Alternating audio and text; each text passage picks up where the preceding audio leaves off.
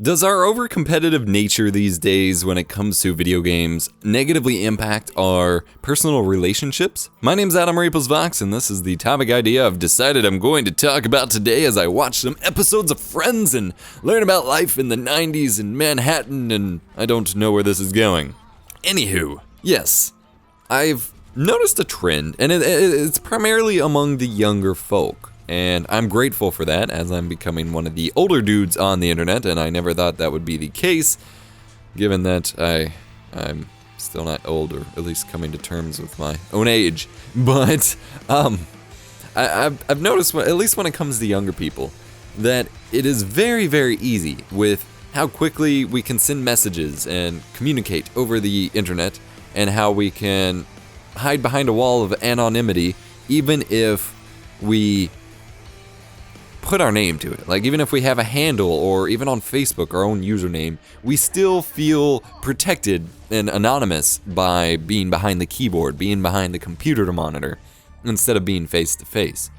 And that leads to a lot of people saying a lot of really nasty things about each other, about topics, about people, sexual orientations, genders, races, things that, while they may believe deep down, and that's the core problem with humanity, they wouldn't at least say face to face quite as easily without some sort of mob mentality going on. But when you involve gaming, when you involve a competitive level of, well, competition, when you involve an aggressive level of competition, things start to get a little hairy. And while you have your trolls and you have your people who are just too good for everyone else, you have people who legitimately get mad at total strangers over the internet just for beating them in a video game, or even just beating them in one life of a match of a video game. Now, I used to not be this person. I used to be someone who got really mad, or not really mad, but really bothered. I'm not someone who gets mad. I'm actually a fairly laid-back person, even if I do a lot of ranting on the internet to express my feelings. Overall, I'm a pretty laid-back person, and I don't really get mad, especially when it comes to video games. I used to, though. But I used to get pretty bothered whenever I'd hear or see people on Twitter and stuff like that, when someone's arguing over the internet, or someone's getting serious about a controversial topic. That's when it really got to me. And they'd just say, it's just the internet, it's not real life, don't take it so seriously. That would bother me. And I didn't understand the perspective. And to a degree, I still don't. Like, if you're talking about something serious, if you're talking about something real, something that is real and close to someone's heart, it matters to someone, then brushing it off as, we're talking about it over the internet, so it doesn't matter, is actually quite offensive and just stupid. But at the same time, I'm starting to see that perspective to a degree.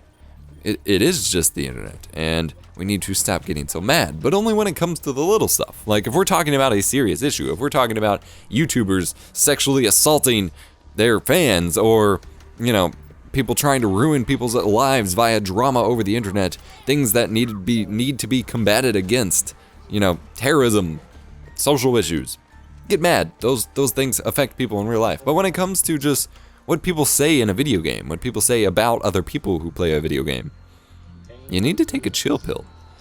Everyone needs to realize that it is just a video game. And I gotta wonder how strongly some people, because again, I have not experienced this in a long time, but it did affect me. But I gotta wonder how some people actually maintain any sort of person-to-person relationships, interpersonal relationships, when they get so aggressively mad that they're willing to throw everything away, sometimes even with their best friends, over just getting mad at a video game. Because they're not really mad at the person.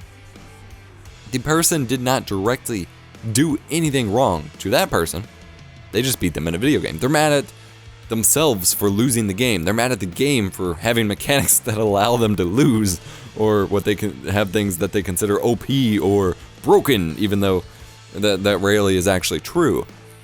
But there are people out there who are willing to throw everything away that they have with certain people, just to vent and yell out their life's frustrations at them over Xbox Live or PlayStation Network or Discord or whatever your modern voice chat thing is these days. And I don't understand that. I don't understand how anyone can do that. And it's important to take a step back if you're starting to get mad at a game and realize that those are the things that you're mad at, that you're not mad at the person. I burned a lot of bridges with people that I was close friends with to a degree. Like, maybe not super close and intimate per se, but close enough that I played video games with them on a daily basis because that's all I was doing in high school. I burned a lot of bridges with those people because I got mad about video games. Minecraft servers, when people would just destroy all my work, and I'd take revenge, and then they'd get mad and like try to vote to kick me off or some, teenage stupid drama that doesn't actually matter. Halo, when they just wouldn't let me do what I wanted, or, whatever. Selfish things that don't actually matter. I burned a lot of bridges. It wasn't worth it. Like, I could have just kept playing and shut my mouth and not been quite so aggressive about it.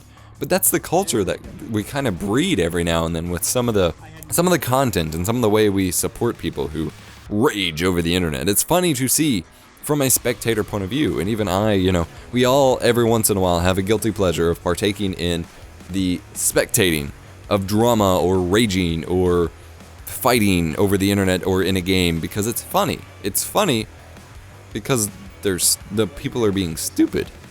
But it's not funny when we realize that there are real life consequences for some of these actions, and we are supporting those things coming to be. It really bothers me, and I hope as a community, especially as a lot of us grows up again and we'll now have 2 generations of YouTubers under our belts. That sounds wrong. No, definitely not that. We'll have two generations of YouTubers that have been working on YouTube for, going on now, to kind of help hopefully better guide the new generation of Minecrafters and Terrariaers and whatever the kids these days are playing. You young whippersnappers. And hopefully guide them in a better direction so that they don't go down that path. We had the original generation that was mostly pretty chill. It was already older people, and they were just doing it as a hobby. Then you had what I guess would be my generation came in that was inspired by that generation, felt super entitled that those people can do it, so I can do it too. Why the hell isn't this happening? YouTube, you fucking suck. YouTube, your sub boxes are broken. Fix your shit. Stuff that these people barely ever complained about because it didn't matter to them, because they were grateful for where they were. And then we have a generation that's coming in following that is just so much worse. That's so engulfed in drama and just picking apart people's lives and demanding everything revolve around them, be it YouTube sub boxes or Twitter fights. And I really hope as a community that we can work together and just get everyone to take a chill pill. Just support positive content. Support content that empowers people, and support content that brings people together to just have fun. Because that's what it should be about. We're playing video games for damn sake. Like, it should be about fun, not about anger, not about frustration, unless it's about, against a certain marketing tactic or putting Call of Duty 4 as a pre-order bonus, god damn it. But, we're playing video games. We should have fun. That's what we should be doing. And I personally am reaching out to you. You, right now, try to help the battle. Try to help people focus on the positive. Try to make things a more chill and happy place. It doesn't have to be all sunshines and rainbows, but you don't have to fill it with hate and anger and dread either. There's a middle ground, and it's a very delightful place. And I hope we can get there.